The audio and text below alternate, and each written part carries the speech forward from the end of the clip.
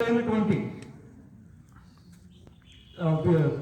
ధీర పురుషులు మనకి త్యాగం చేసి మనకి స్వాతంత్రాన్ని తెచ్చిపెట్టారు. అటువంటి ఎంతో మందిని మనము తెలుసుకోవాల్సిన రోజు ఈరోజు స్వాతంత్ర దినోత్సవము, గణరాజ్యోత్సవము.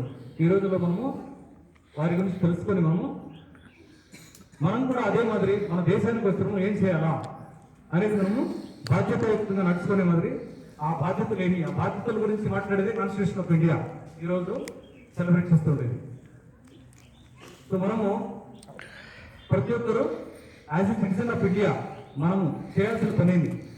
మీరు మొట్టమొదటి మీరు స్టూడెంట్స్ మీరు ఏం చేయాలా, మన దేశాన్ని గురించి మీరు ఏ విధంగా థింక్ చేయాలి అనేది మీరు ఒక్కొక్కరి జీవిత చరిత్రను కొంచెం తెలుసుకుంటే కూడా డాక్టర్ బిఆర్ అంబేద్కర్ కానీ, స్వామి వివేకానంద కానీ, సుభాష్ చంద్రబోస్ కానీ కొంతమందిని మీరు నేర్చుకుంటే, జీవిత చరిత్రలు నేర్చుకుంటే మీరు అప్పుడు మీరు నిజమైన భారత పౌరులుగా మీరు అప్పుడు ఉదయిస్తారు. మీరు సో వెంకటేశ్వర చెప్పినట్లా మీరు కృషి చేయాలా, కంటిన్యూస్ ఎఫర్ట్ ఉండాలి. మీరు ఇది ఏదో ఒక్కరోజు ఎగ్జామ్ వచ్చేసింది, రేపు ఎగ్జామ్ వస్తుంది, ఇప్పుడు చదువుకుంటే అవుతుంది కదా, ఒక నెల రోజుల ముందు చదివితే అయిపోతుంది అనుకుంటే జరిగేది కాదు. జూన్ 1 మీరు స్కూల్ ఓపెన్ అయిన తర్వాత ఆ రోజు నుంచి మీరు కృషి చేయాలి.